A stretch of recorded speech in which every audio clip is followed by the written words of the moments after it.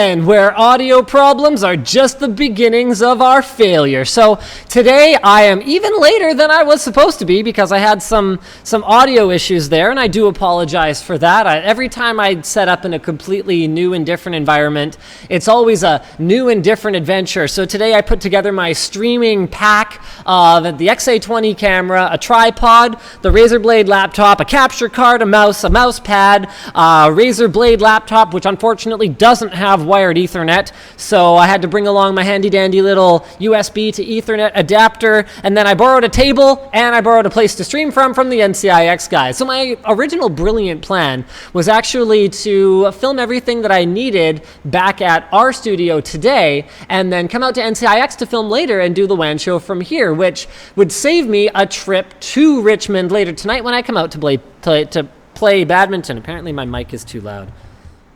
Well, I can't turn it down much. So, okay, recording devices, blippity bloppity levels, whatever, there. Hopefully that's fine. Not much I can do other than just guess at this point because me having my monitoring on seems to be what caused the problems before. So there you go, guys. Apparently peaking still. It's echo in the room. Mic good. You guys drive me absolutely crazy with this stuff. You're killing me here. So yeah. All right. We're just going to have to roll with, you know what? Maybe Jack can help me out. Hey, Jack, are you on the stream? Does it sound okay? I've got people saying it's too loud. People saying it's too quiet. People saying that they've had too much bourbon to drink today and they can't hear anything. They're blind and they can't hear. So, yeah.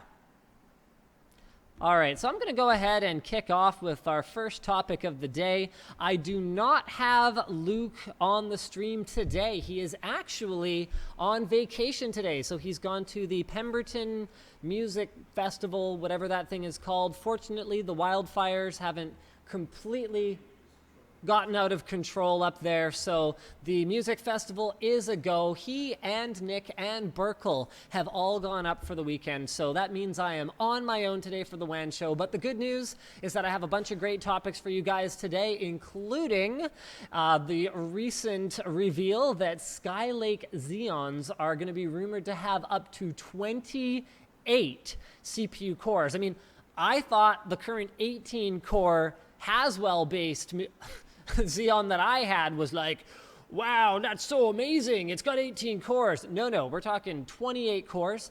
Apple is apparently being sued over the iWatch trademark, something that makes a ton of sense because their watch is called the iWatch. At least I think College Humor told me that it was called the iWatch. More on that later. Also, Boeing has apparently patented a laser-powered fusion-fission jet engine concept. Fusion and fission and lasers. I mean, does it get any better than that? Yes, it does. When I roll the intro.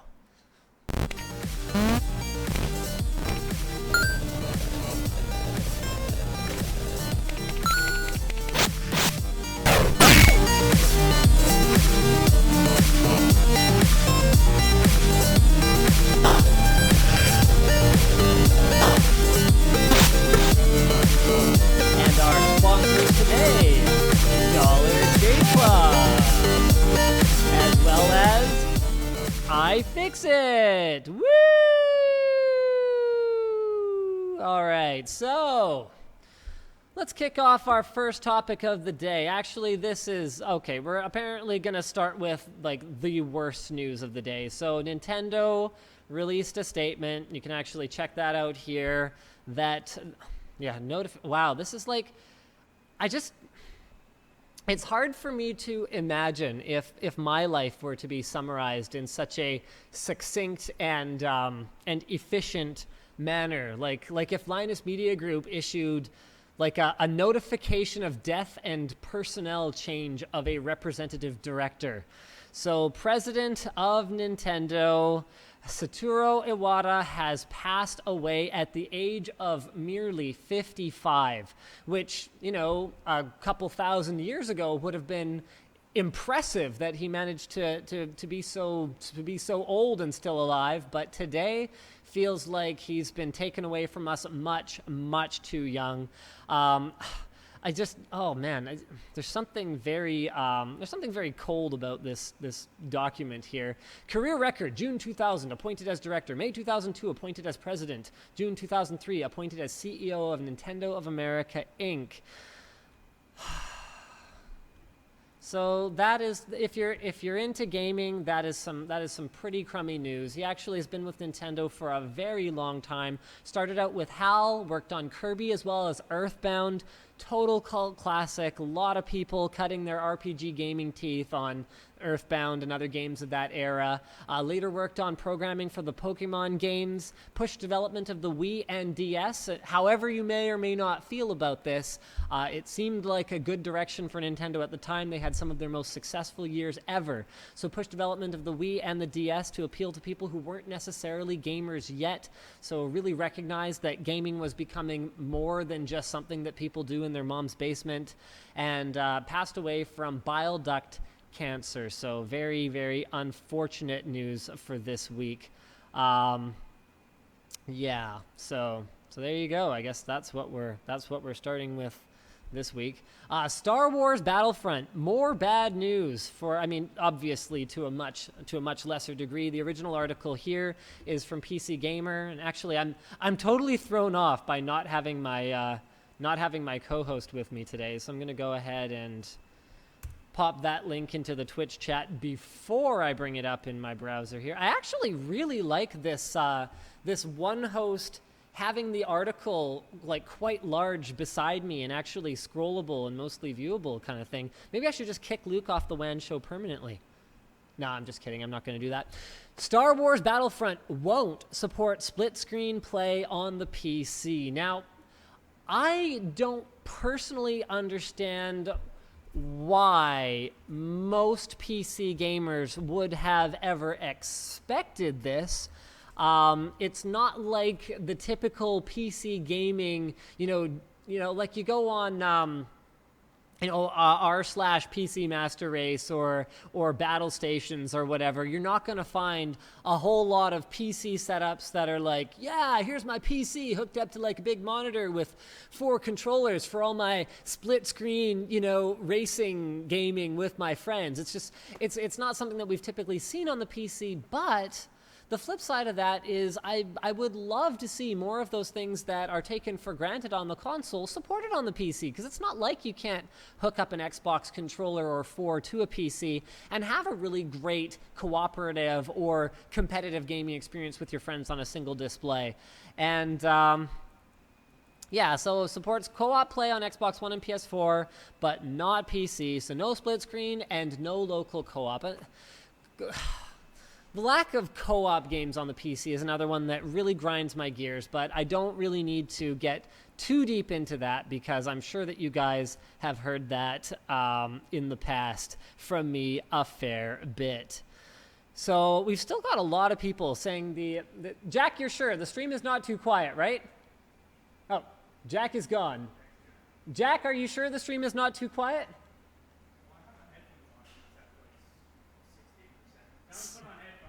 He put on headphones. Okay, I'll tell you what. I will turn it up a little bit. There. Are we happy? Hopefully we're happy. I really hope we're happy. You guys are driving me crazy. Twitch chat. Now I know.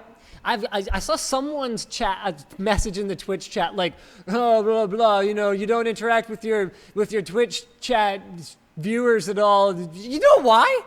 Because you guys are usually trolling the crap out of me. That's why I can't interact with you. You have lost your interaction privileges. That is what happened here. That is what happened, my friends. So let's go ahead and move on to our next topic here. Yes. IBM and NVIDIA launch supercomputer centers of excellence.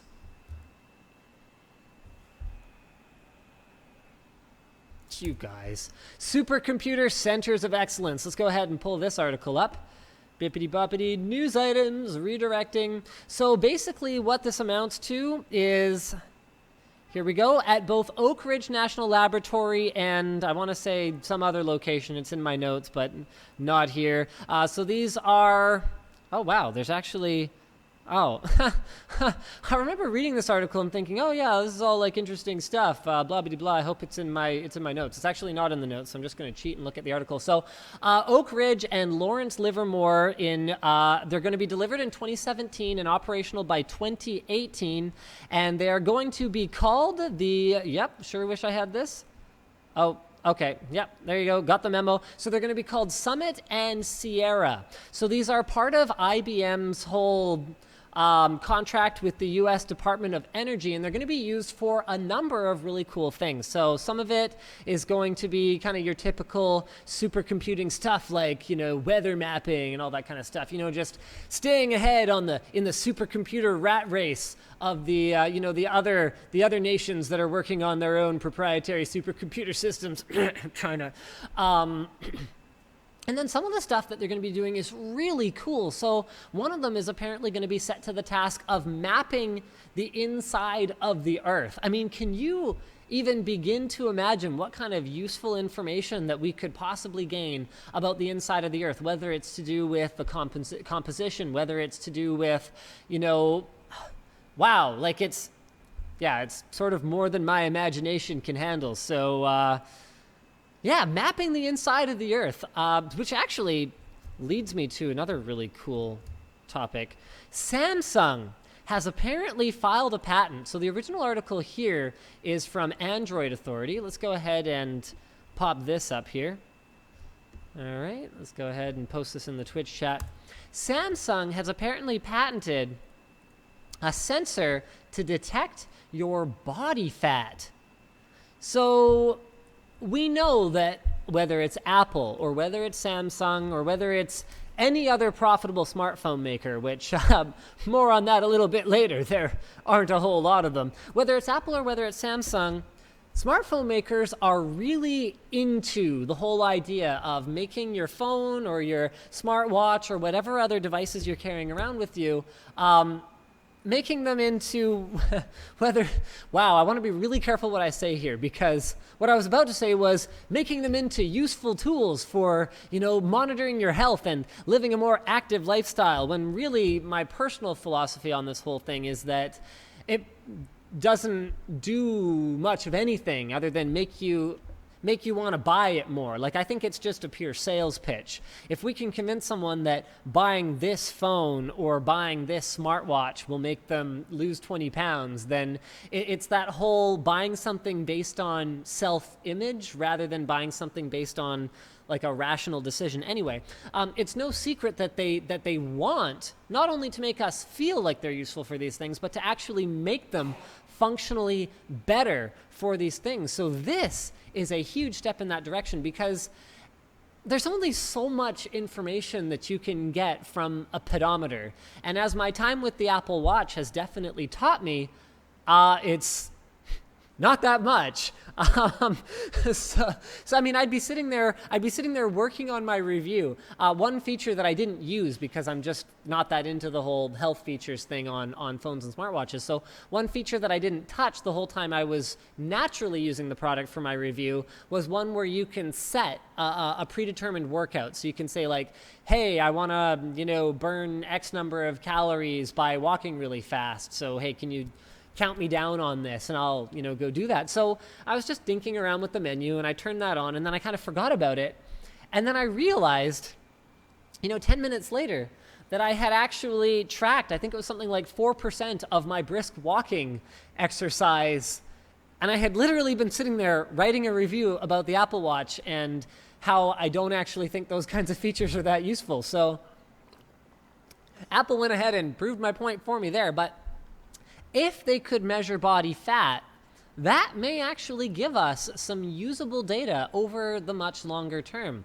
You know, the problem though is that doesn't really tell us a big picture unless it's accompanied by accurate data. And that's another real challenge, is even the Apple Watch, which was hailed as, you know, going to be game changing with all of the health related, body related sensors on it.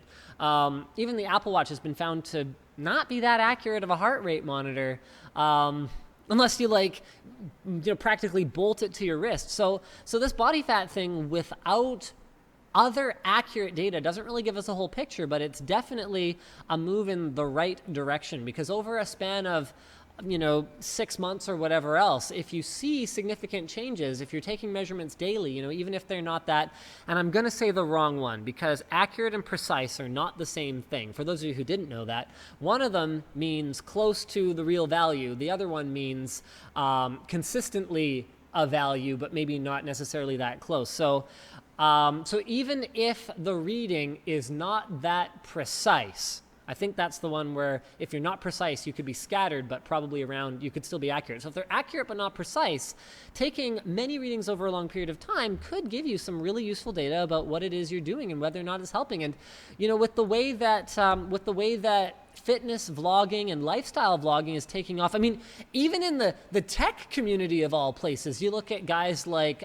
Jay or Jerry that are doing frequent updates on their personal fitness goals. I mean, that kind of stuff is great, and giving people new tools is great, but it still doesn't change. It still doesn't change my perception of these features as tacking things onto a product that seem to be designed to sell them to us rather than designed for people to genuinely use them. So that patent was just granted, so there's no word as of yet on when we will see this technology in phones, but the idea is that you would just hold your smartphone and it would measure your body fat percentage using electrical impedance readings. So very cool stuff. I guess that leads us pretty well into this next topic here. This is absolutely mind-blowing, and I will show it to you guys in a second. So the latest estimates here, there we go. Oh, Luke always does it the not lazy way and makes it so it doesn't leave that ugly Google link in the Twitch chat. But sorry, I'm running the show by myself today here, guys. I apologize. Report, Apple takes 92% of smartphone market profits on just 20% of sales. So to put that number in perspective, this is a Wall Street Journal quote. Roughly 1,000 companies make smartphones. One of those companies reaps nearly all the profits. Is that not absolutely mind-boggling? And you can point to a lot of different causes for this. You can point to the fact that Apple's hardware is frankly not that high spec compared to a flagship Android phone that's going to have 8 CPU cores in it, a high-end GPU, although Apple does put powerful GPUs in their smartphones. It's going to have a 1440p display. Apple doesn't have any smartphones that feature 1440 displays. They just finally went 1080p with the iPhone 6 Plus. Android makers have been putting NFC in their phones for years, whereas Apple only just finally rolled that out. Android phone makers, I mean, these are things that everyone has to pay the same amount for. In fact, thanks to Apple's their buying power, thanks to Apple's buying power, they probably don't even pay the same for things like memory or flash storage. Apple doesn't put as much RAM in their smartphones because they can control the operating system to the point where they simply do not need it. So there's a lot of reasons. I mean, Apple charges a high price for every phone they sell. You can look at Samsung and go, oh, well, they have a $600 or $700 phone or whatever. Linus, that's an S6 Active. That's a $600 phone. S6 Edge is an expensive phone. Yeah, but the thing is that companies like Samsung are also spending R&D money on developing low-end phones where the sale price is actually much closer to the BOM cost of the unit than you would probably think. Because, that's one of the things, those articles that come out every time a new iPhone or a new Galaxy S whatever is released, where someone does a teardown and is like, okay, well, the BOM cost for this panel and that motion sensor and that button is whatever it happens to be, and you kind of go, wow, really? That thing only costs like $130 to make and it's $600 retail? So think about this for a second. The R&D that goes into producing a phone is going to be a lot regardless of whether it's a $600 phone or a $200 phone. And if your cost on a high-end phone can only be as high as like $150, $170, then your cost on a $200 phone, in order to make $400 of gross margin on it, well, gee, that math doesn't work at all. And something a lot of people don't realize is that a flagship, Snapdragon 810 actually doesn't cost that much more than an 808. There isn't a huge discount, because much like what you'll see on, you see this on desktop processors too. You can buy an Extreme Edition for $1,000, or you can buy, a 5820K for $350 or whatever that is. Those two chips cost the same. So when you are responsible for actually manufacturing the chips, you can actually, you can sell it for a lot, but then your cost to manufacture it, and therefore your discount that you can give on lower end products, isn't necessarily that different. So if you're making low end smartphones, you are basically buying market share. You got to have some other kind of agenda, whether you want people signed up for, your partner apps that you're including on the phone, or whether you want people locked into like what Samsung was doing for the longest time, where they'd include all their own, mail app and app store. Like if you want to make future app sales and take a cut of that, or whatever else the case may be, because you are not making money on that handset once you factor in R&D and the margins that the carriers want to make, or the retailers want to make, or whatever else. So just to give you guys some idea of what the rest of the landscape looks like, Samsung took a further 15% of the profits, which is kind of a funny way of doing the math, because if Apple took 92% and Samsung took 15%, well, hold on a second, that's 107% of the profit in the smartphone industry. Linus, what are you doing? Well, that's because pretty much everyone else out there is making a loss on their smartphones to make up for that money that Samsung and Apple are going to make. And it's amazing what a reversal there's been in the last few years. I mean, it was a mere 3 years ago that, hold on a second, that we were looking at 50-50 between Samsung and Apple for these numbers, whereas Apple has just absolutely, it's really funny. Go figure, Apple got even more dominant than before by delivering what people obviously wanted. I mean, how many people bought a Galaxy Note simply because they had, this is a great straw poll. Okay, I want the iPhone users to answer this for me though. Let me just, apparently there's a new version of Strawpoll launching at some point here.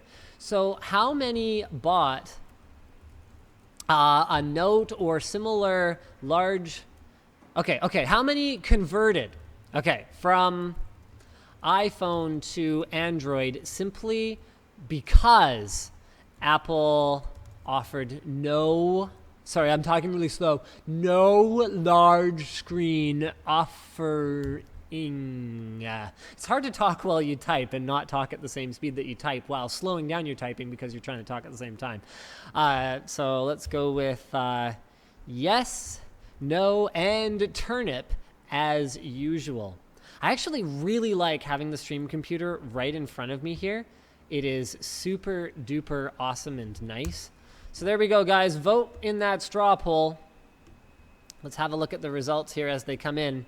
Many of you voting for turnip, which by the way is our latest shirt and is available right now at teespring.com/vote number 4 turnip. Let's go ahead and drop that in there and go back to our straw poll here. Really interesting. So there you go. Go figure. Apple's even more dominant today with their super premium pricing, high-end devices, simply by giving the people what they have been asking for like, what was it, 3 years between the release of the first Note and the iPhone 6 Plus. Personally, not a huge fan of the iPhone 6 Plus. I have small hands, but hey, a lot of people want it. It is better for the media enjoyment experience. It's something that I have noticed going from the LG G4 to the S6 Active, which is the phone review that I'm working on at the moment here. We've got 60% of you voting for turnip. Really do appreciate the turnip voters showing up in full force here. I guess I shouldn't be surprised that the Twitch chat is always trolling me when I encourage them to, turnip all over everything it is that we're doing. Which isn't to say that I want to hear about fire polls anymore ever again at all. Yeah, I mean, really, guys, really, there is nothing that I can do. I cannot put a fire pole in the office for obvious liability reasons, you guys. Okay, so we've got more news articles here. Let's go ahead and I'm going to grab the Linus Tech Tips forum link here. I'm going to wait for the redirect this time, post that in the Twitch. Where'd my Twitch chat go?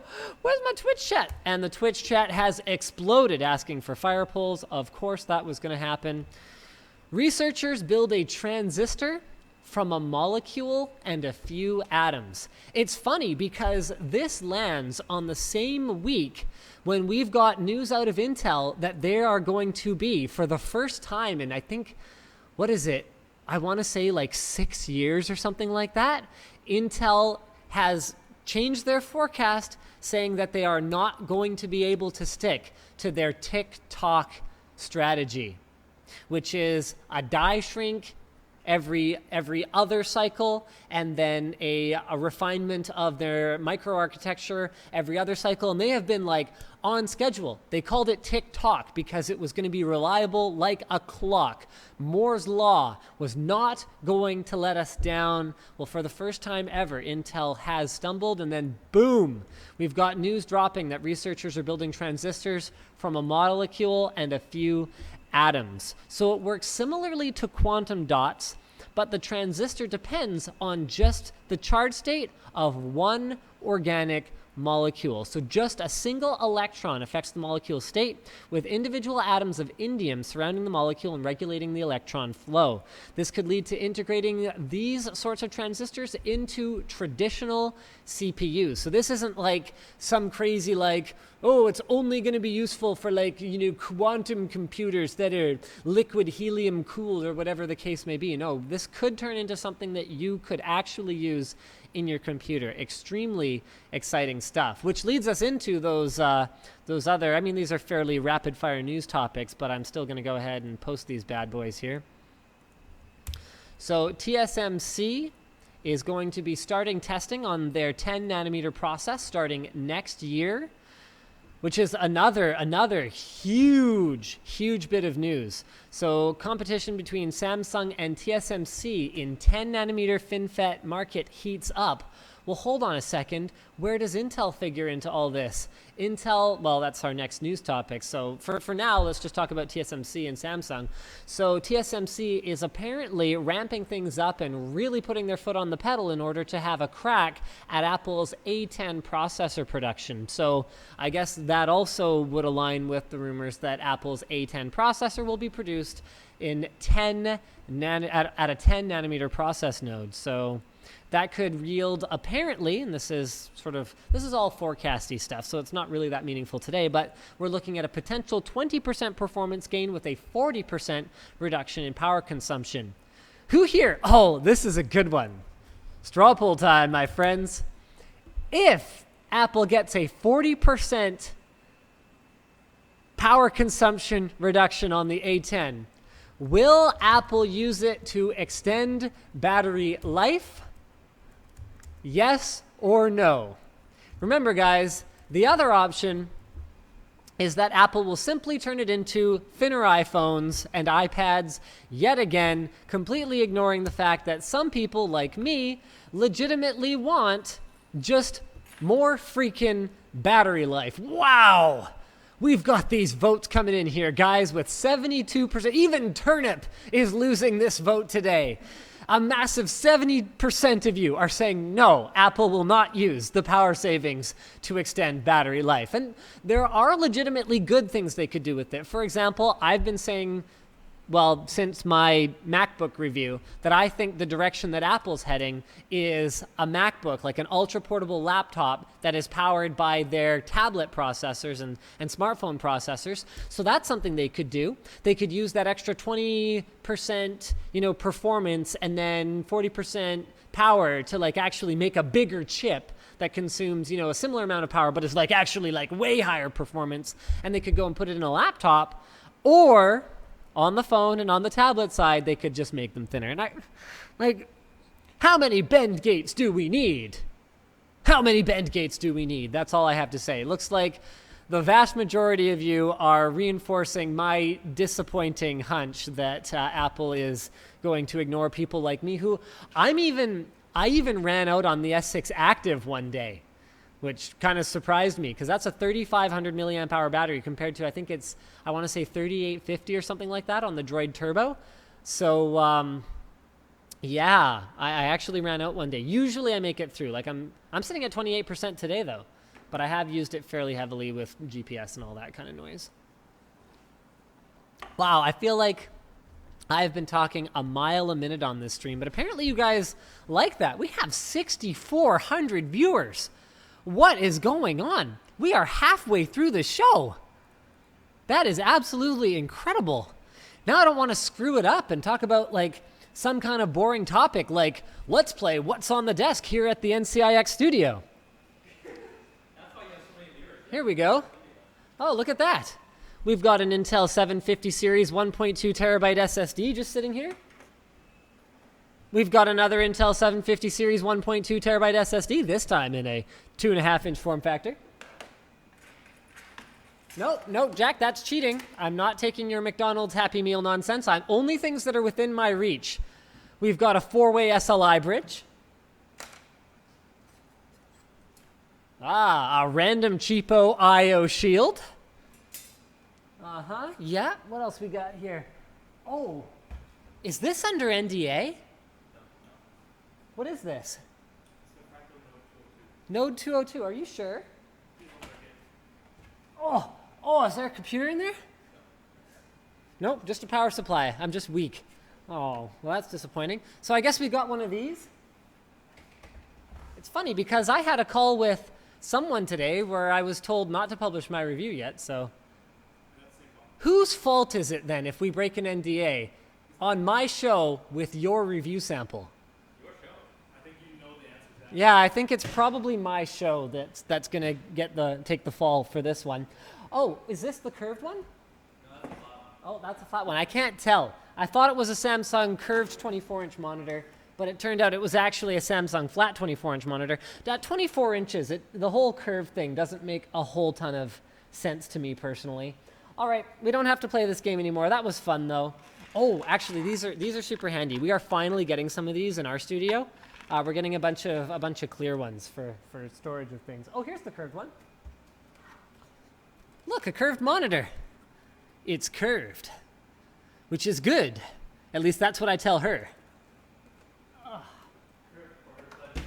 Yep, curved for her pleasure. Mind you, I'm pretty sure that depends on the direction of the curve and like the position at the time. Cause like, you know, like a 180 degree turn, you know, from certain angles might actually be quite uncomfortable. Oh, look, I haven't managed to scare off that many of you. I was gonna see if I just go off on a completely stupid tangent, how many of you are gonna hate me forever and tune out. Wow, seriously, thank you guys for tuning in anyway. Let's move on to our next topic today. Intel reportedly delays their 10 nanometer mass production due to poor yields. So let's go ahead and post the link to the forum here. All right, let's go ahead and pull the article up on Ars Technica here. All right, Intel confirms TikTok shattering KB Lake processor as Moore's Law falters. So the company will make 3 generations of 14 nanometer processors, delaying the switch to 10 nanometer. And you know what? It might not necessarily be the end of the world. I mean, you look at what NVIDIA has managed to do, stuck on 28 nanometer for a freaking dog's age. I mean, think about that for a second. Look at the improvements we saw in efficiency as well as performance, going from Kepler to Maxwell, in spite of the fact that they were stuck on the same manufacturing process node. Maybe the engineers at Intel can pull, magic duck out of their hats and turn this into a positive, an opportunity to optimize their 14 nanometer processors in a way that maybe they didn't think about before because they were just relying on process node shrinks.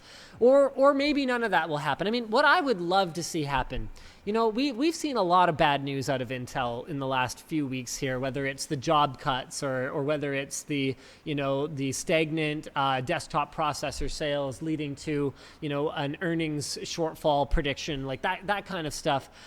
maybe what this will do is be a bit of a, wake up and smell the coffee call for them to really innovate in terms of performance.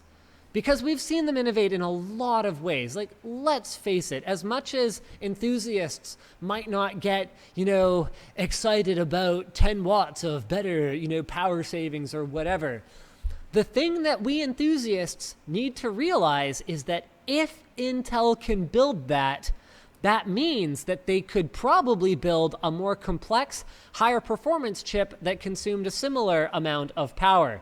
Even if it's not, double the performance. Hey, I would take a, 30%, generation over generation performance improvement like we used to see sometimes in an absolute freaking heartbeat. So I would love to see Intel find a way to capture the hearts of the enthusiasts and not just the minds by, maybe dialing back all the graphics on board of an enthusiast grade CPU, maybe dialing up the single-threaded performance.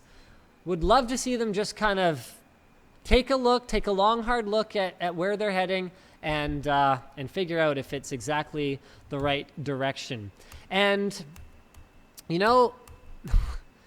I hate to do this, but AMD did their earnings call Q2 2015. Hold on. I don't actually have this in the doc here, but edited transcript, blah, blah, blah, blah, blah. Dang it. Did anyone do an article?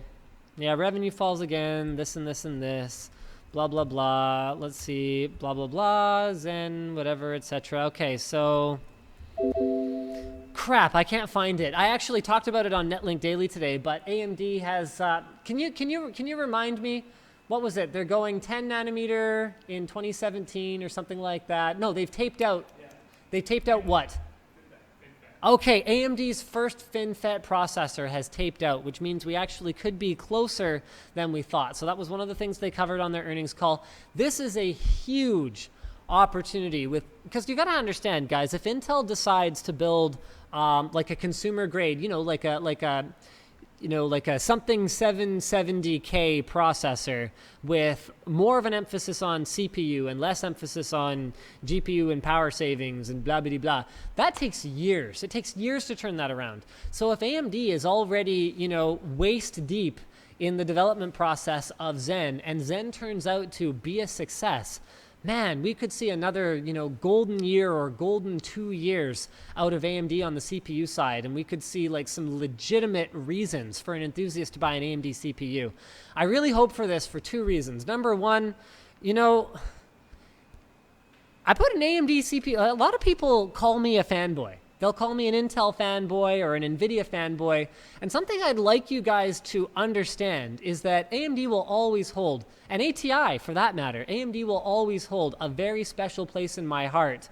Even though they absorbed ATI, although funny thing is AMD's worth, I think it was something like a quarter of what they paid for ATI like today. Anyway, they'll always hold a special place in my heart because the very first computer I built for myself, AMD processor, guys.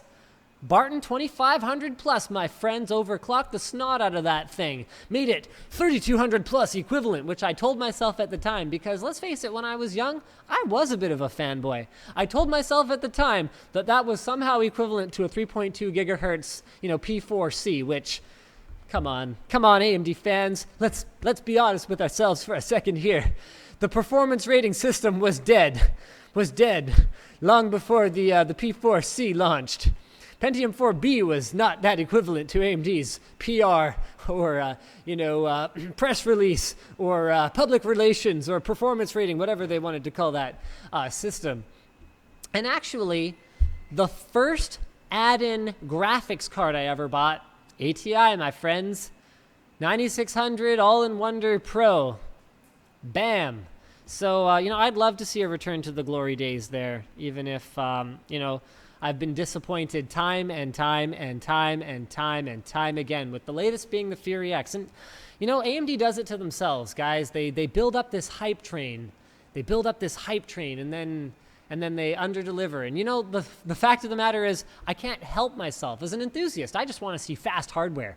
Like, I'm not that focused on what brand makes it these days. I couldn't care less. I just want to make it go fast, you know what I mean? And I still have some hope for the this 19 centimeter Fury-based card that's apparently going to be launching sometime in mid-August. I don't know if I actually have an article here in the doc for that one, but that was just something that I was reading about. So I think I just completely broke the document, and oh, that is so nice. Ghost, who deserves a shout out because he does so much behind the scenes for the WANSHOW. Member of the Linus Tech Tips community, Ghost. He actually fixed me overwriting a bunch of crap in the doc while I was looking at it. He helps flesh out the topics. He coordinates the folks who put together the timestamps and sends that to me so I can go ahead and get that posted for you guys. And look at this. Has added the Kit Guru article that I'll post this in the Twitch chat here. Boom. And I'll go ahead and pull this up here about AMD's FinFET. Whoops, I keep clicking the wrong thing because I've set up my scenes differently. AMD, we have taped out our first FinFET product.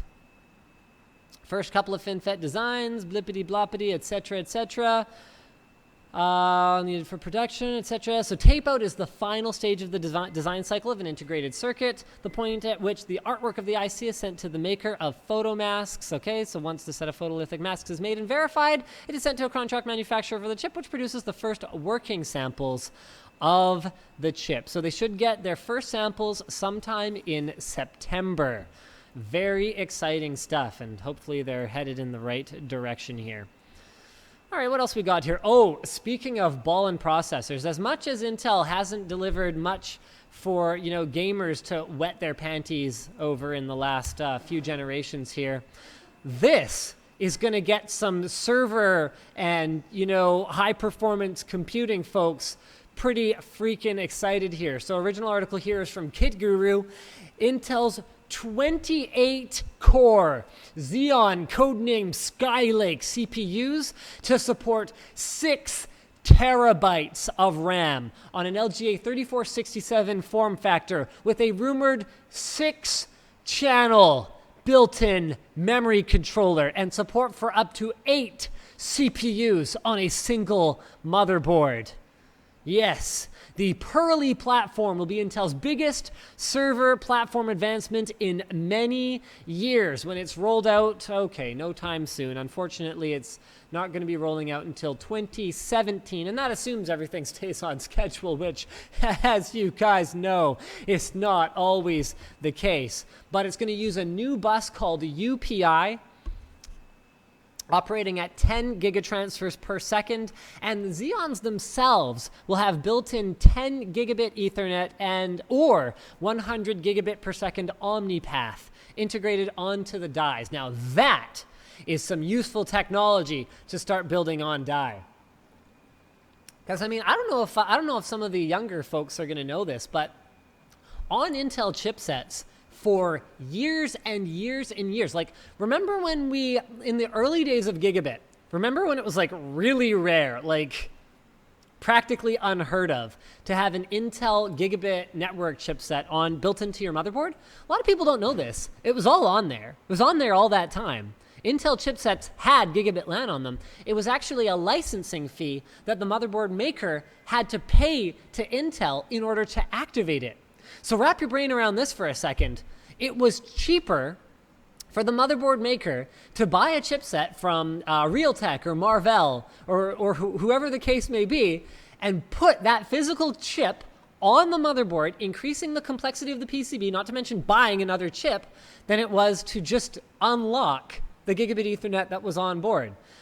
So more Intel Ethernet. I don't know if Intel has adjusted their pricing structures or whatever's happened, but we've seen a lot more Intel Ethernet lately, and moving that on die is only good.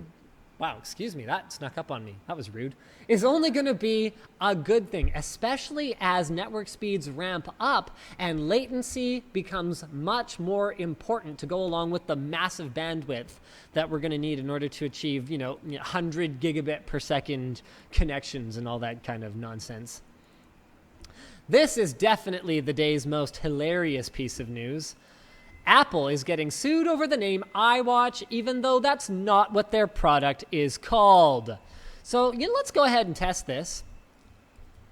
iWatch. Look at that. The first search result is Apple. The next search result is European lawsuit over iWatch name shows why Apple had to choose Apple Watch. That's a really funny thing, because I definitely did wonder why they went with Apple Watch instead of iWatch. Okay, there's 9to5Mac/iWatch, the European trademark holders filed a lawsuit. Apple's getting sued. It's so funny. The power of Apple. Even if they don't call it something, it still completely dominates the headlines. So anyway, what they're butthurt about, so it's an Irish company that owns the iWatch trademark in Europe, is upset that Apple paid to put Apple Watch ads on Google for the search term iWatch, which I can totally understand why they did. I mean, let's face it, you're an average consumer who's not, hanging on to, Joni Ives' every word. You're going to probably think it's called the iWatch because that's what Apple stuff that goes in your pocket or, on your wrist if you had one of those tricked out iPod Nanos. That's what Apple portable devices are called. So for people to go and search on Google for iWatch and expect to get an Apple Watch is a perfectly reasonable thing. So for Apple to take advantage of that and convert those people to sales makes a ton of sense. So yeah, but I can also understand, why this particular trademark, upset is going on here. So apparently the Europe iWatch trademark is valued at 87 million euros, and Google is evaluating the trademark complaint, which apparently they do on a case-by-case basis. So it wouldn't be the first time this has ever happened, thanks Ghost. In 2012, Apple actually paid $60 million to settle a trademark dispute in China over rights to use the name iPad. I should start trademarking Apple things. I've been predicting for a long time iHome. I should trademark iHome. I think Apple's going to do like completely prepackaged homes that are just fully automated and integrated with all of Apple's services and everything. The iHome? It's called an iHome? Oh, that's lame. Well, iHouse then. Bam! iDomicile. iResidence. iStructure. All right. Oh, we should do sponsor spots. Right. Sponsors today. Dollar Shave Club. If you don't know what Dollar Shave Club is, you can visit dollarshaveclub.com/Linus because I can't be arsed to tell you about it. No, I'm just kidding. I hope no one from Dollar Shave Club is watching this. Dollar Shave Club is the service that gets you high quality razors delivered directly to your door for only a few bucks a month. You can get anything from their basic Dollar Shave Club razor, which, you take the hairs off your face with, to the executive 6-blade razor that you also take the hairs off your face with, but feel like an executive while you use it. They've also got other bathroom supplies like their aftershave, their Dr. Carver's shave butter, which goes on clear so you can see what you're doing, and their One Wipe Charlie's peppermint scented butt wipes for men. Let's face it, if you've ever changed a baby's diaper, you know a dry wipe does not work as well as a wet wipe, and a peppermint scented butthole is the kind of butthole I want to have. So that's dollarshaveclub.com/Linus to join the club and start shaving time and shaving money. Also sponsored today, do you guys have an iFixit toolkit?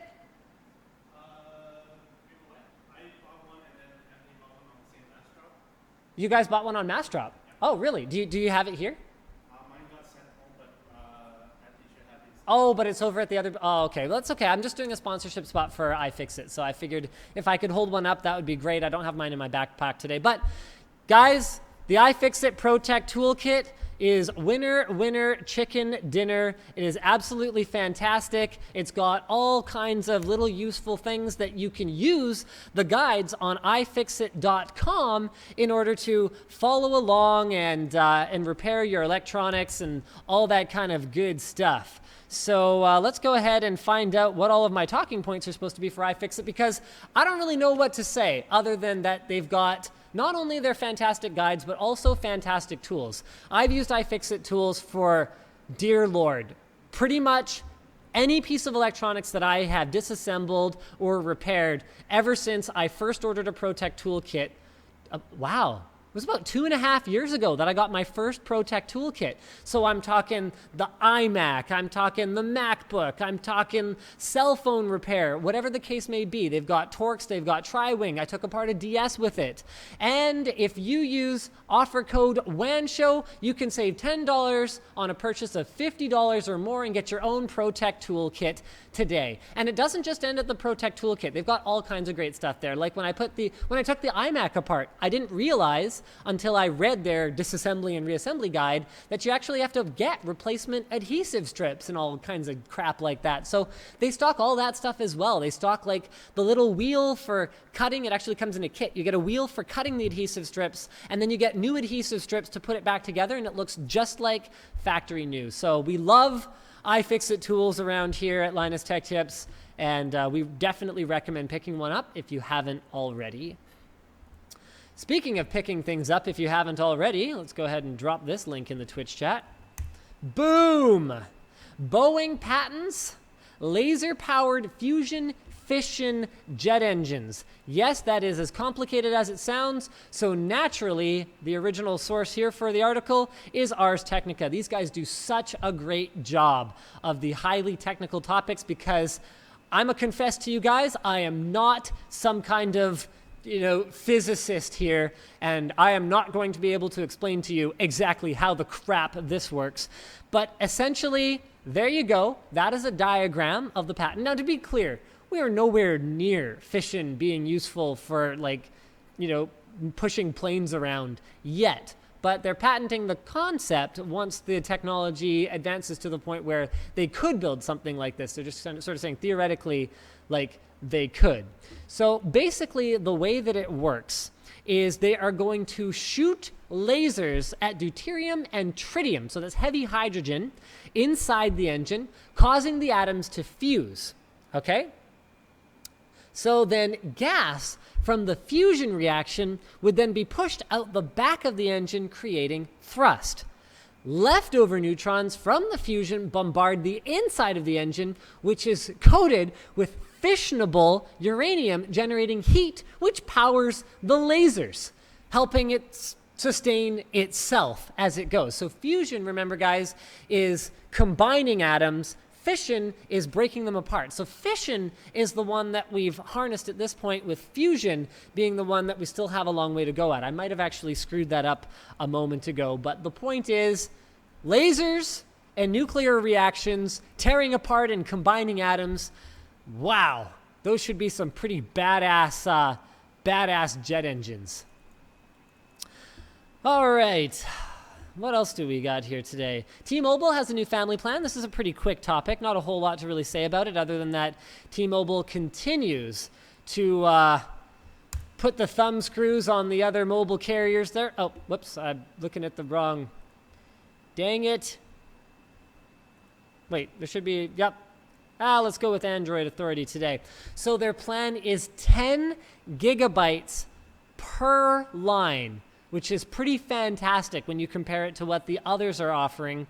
And it's $120 for 4 lines. And it's pretty much unlimited everything. So it includes 10 gigs of 4G LTE data. Now, you can say whatever you want about T-Mobile's coverage. And my first-hand experience with T-Mobile's network compared to AT&T has not been very favorable. With that said, every time we go down to the US, we all refill our T-Mobile pay-as-you-go SIMs because for $3 a day or whatever, for LTE, I think up to 100 megs of LTE data per day, as far as pay-as-you-go plans go, it is pretty freaking fantastic, especially compared to what we can get in Canada. So let me just have a look at what else is included here. 10 gigs per line, no sharing, and you can get 20 gigs for an extra $10 per month. Pretty awesome! All right, what do we got next here? Yes, Microsoft CEO clarifies their mobile and Windows 10 strategy. So, oops, original article here, guys. I'm going to pop that in the Twitch chat. Boom, here we go, and news items. All right, so talks about his thinking around product differentiation and being ahead of the curve in this Q&A. You know, this is the first time.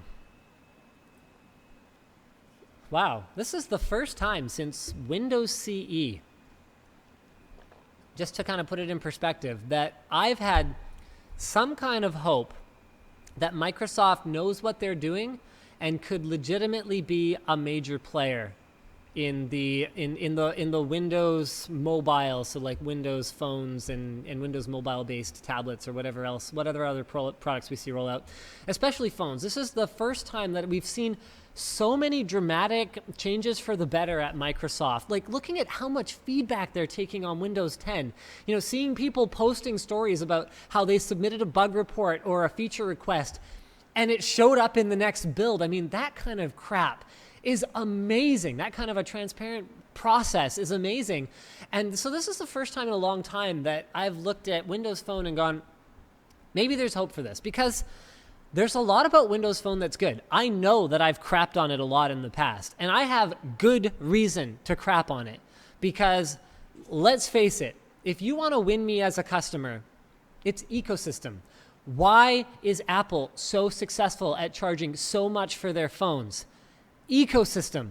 How do they get away? Like, you look at the way they backpedaled on the iPhone 5C. They even dabbled in, okay, let's try having like a cheap option. And they got the crap out of there because they realized they were doing themselves no favors with a plastic, cheaper phone. No favors at all, because their customers, they didn't even want them anyway. They wanted to be part of that premium ecosystem. And so you have to sell me an ecosystem. And if I buy a new phone today, I expect to have a Sonos app, or I expect my, Spotify or Google Play Music or whatever account to be able to beam to my wireless speakers in my house. Like, I expect all my crap to work. I don't want to be fighting with third-party apps that get broken with every other update of the OS or new hardware from the hardware manufacturer, whatever the case may be. But there are a lot of good things about Windows Phone. It's really responsive. It runs great on low-end hardware. I mean, seeing the way that Android can bog down even something as high-end as an S6 Active or something as high-end as a Droid Turbo is so disheartening. I mean, we're talking devices with 3. We've got ones coming with 4 gigs of RAM on them, and it still can't handle this stuff okay. So I would be really excited to see Microsoft not leave the mobile market, and that has been clarified. They are not leaving the mobile market. The Surface is a product to show what the platform can do, and the reason people should make universal apps is that they will be on Windows desktop. HoloLens is apparently also made to be used in business, not just gaming. So these are a couple of sort of pressing concerns. No, they're not leaving mobile, which is pretty freaking smurf. It's a little disappointing that Windows RT isn't going to be getting an update to Windows 10. I'm sure that as disappointed as yeah, if people who bought Surface RTs weren't already, buried in disappointment, that's just kind of the final nail in the coffin. But yeah, bummer. I guess there's nothing we can really do about it now.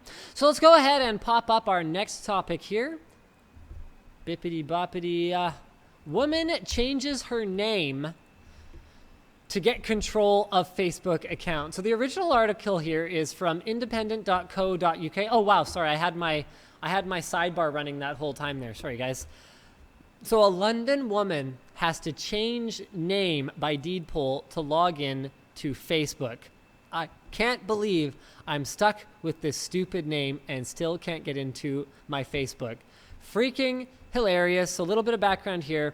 So set up account with a fake name back in 2008. I mean, I've struggled with this kind of stuff in the past before too, like the way that Google locks down your YouTube username or your Google Plus username to the point where it's like, why can't I change my YouTube username? What if I go from, being a tech channel and I have like Linus Tech Tips? What if I want to start vlogging? Like, is that not a thing that I'm allowed to do? I'm not going to start vlogging anytime soon, but the way that we get like these arbitrary decisions that never used to matter. Like you used to just go, oh yeah, I'll create a new Hotmail account for, whatever flavor of the month, stupid moo the cow at hotmail.com or whatever, right? Like you didn't really think about it. All of a sudden, these things are catching up to us, 7 years later. So the Facebook Terms of Service requires you to use a real name. So to be able to regain access to her locked account, she changed her name on credit cards. That was not enough, so she officially changed her name via deed poll to regain access to her account. Absolutely redonkulous. And speaking of redonkulous, I guess this will actually be the official statement. This will actually be the last article for the day, and this news item comes right off of Thermaltake.com. I think you guys probably already know what I'm referring if you've been following the whole Thermaltake fiasco that went on around the Computex timeframe, with Caselabs calling out Thermaltake as ripping off their design. So this is a press release from yesterday. Caselabs, and it's right on the Thermaltake website. Boy, are they proud of this, because they said almost nothing. Like, mum was the freaking word when this whole thing was going down. Caselabs apologizes for accusations against Thermaltake. So Caselabs has issued a letter of retraction and apology for its recent attacks upon competitor Thermaltake, another manufacturer of computer cases and other computer components. Recently, some of their personnel, including blah, blah, blah, blah, blah, posted attacks upon Thermaltake. These attacks have included accusations that Thermaltake and one of its employees, Shannon Robb, which is a real bummer. I like Shannon. He's a nice guy. Stole Caselabs' design and engaged in unfair competition. Caselabs now regrets those statements and apologizes for making them.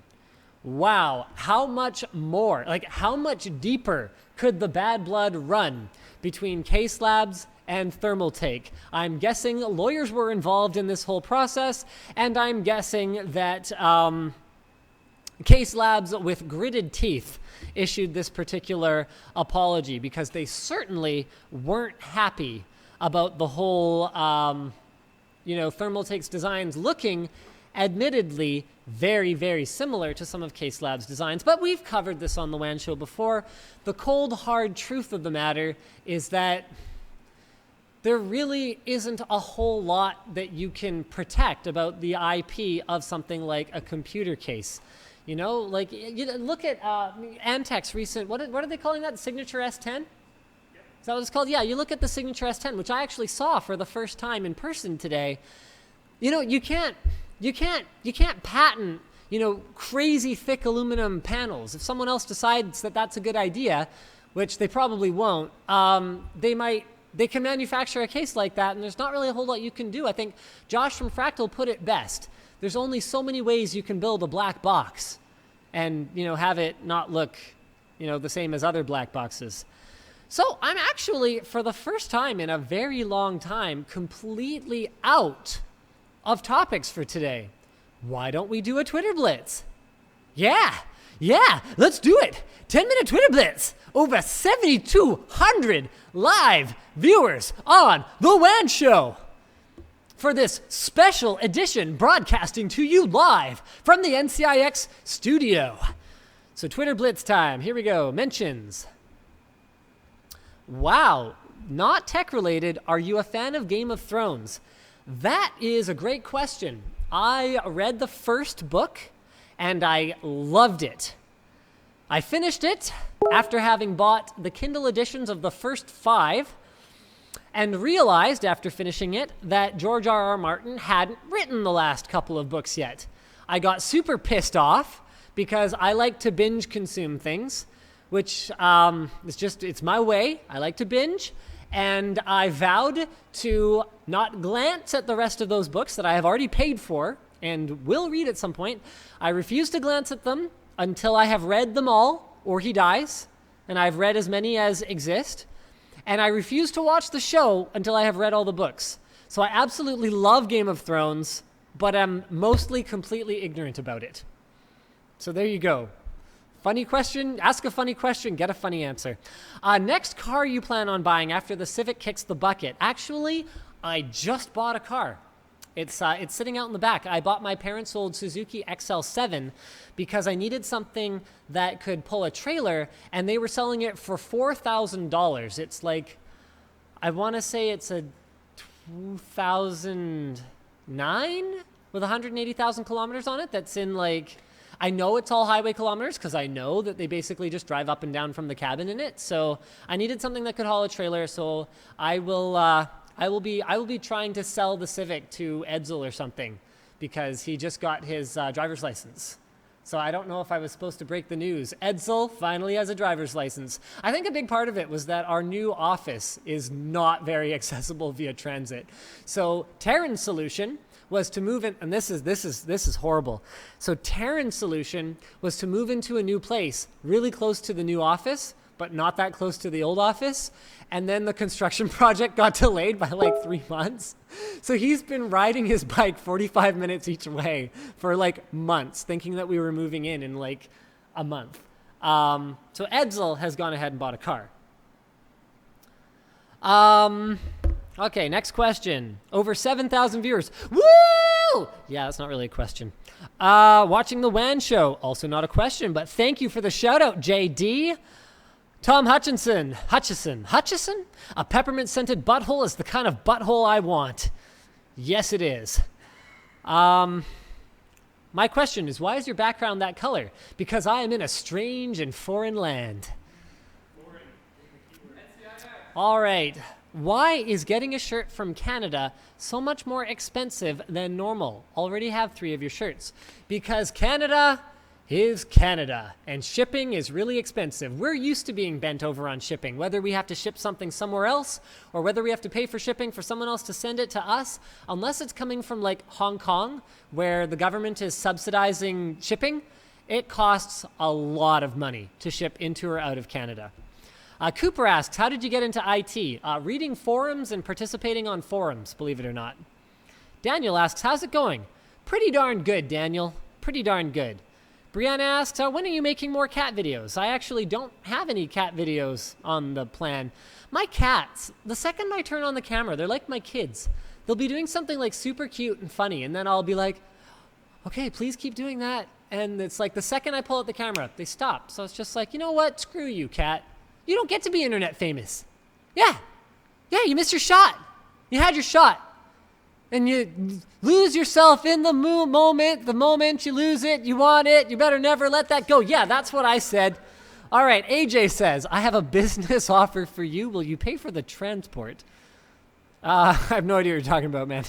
Here's a question from my engineering teacher. Isn't VR headsets making people feel nauseated a good thing? As in, is it immersive? No, that's a terrible, terrible thing. Because nausea is not reality. So virtual reality shouldn't be nauseating. I hope that explained it.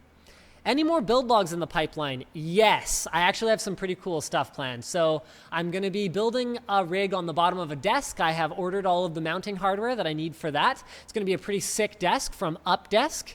So yeah, stay tuned for that one. I also heard from a little birdie that I'm going to be getting one of the first in existence.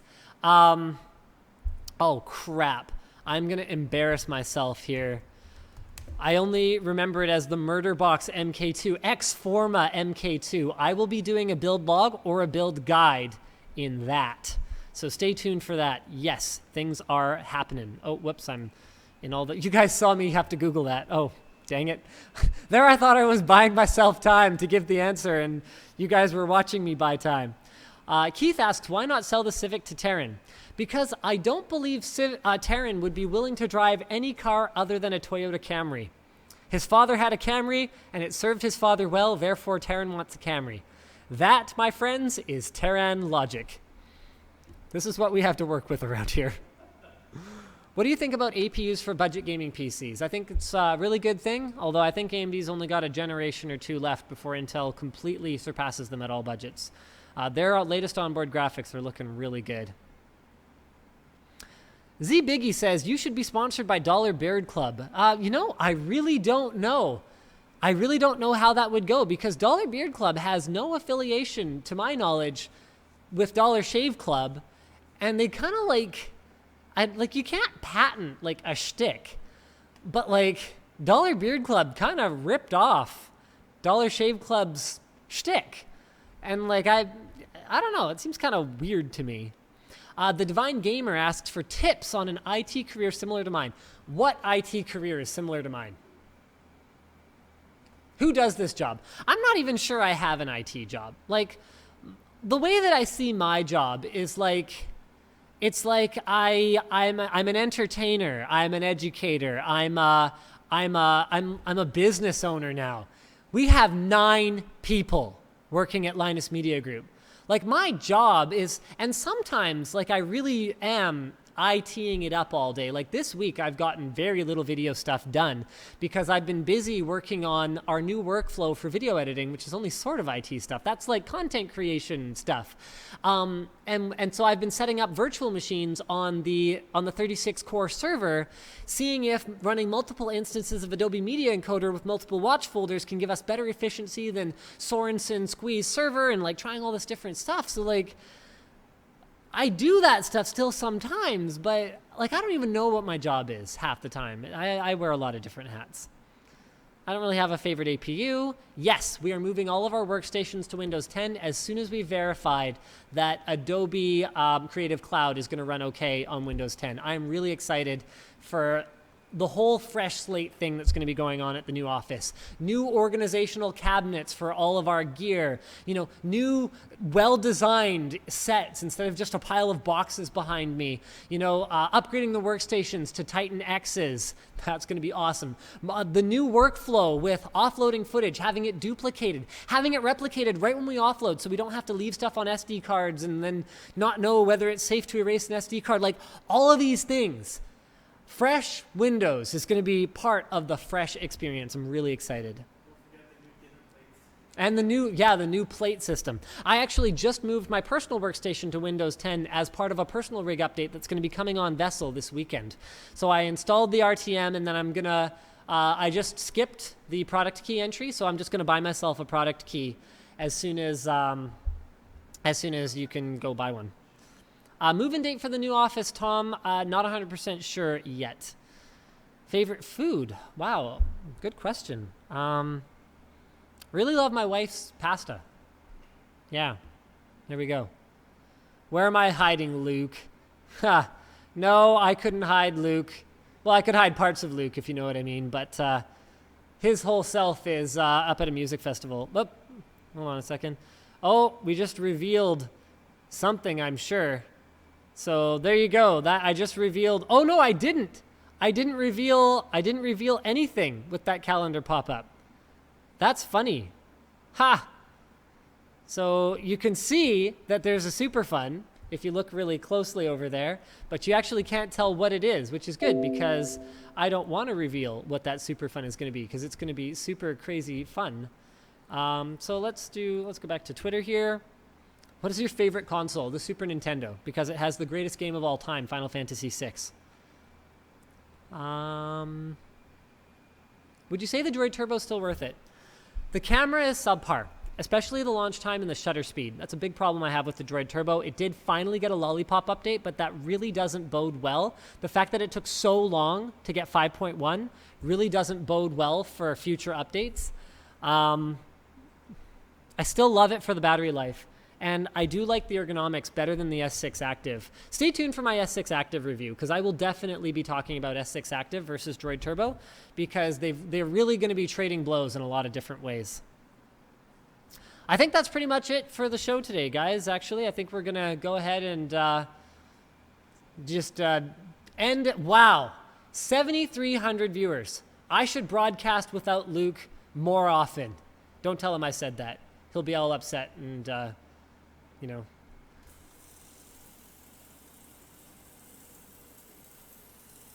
I really don't understand what this plan was exactly. I really thought this would be more dramatic. Yeah. I guess the NCIX guys wanted me to disappear in a puff of smoke or look like I farted a lot and it was cloudy, or like... Well, the fans are on for one thing, so that's dispersing your smoke machine smoke pretty quickly, I think. So now they're firing the smoke machine directly at my butthole, which I guess they're hoping will result in Okay, so our sponsors today were people who I'm gonna just roll the outro.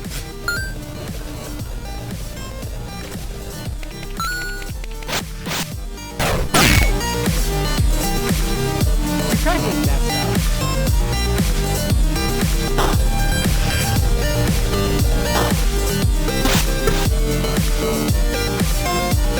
Oh yeah, sponsors.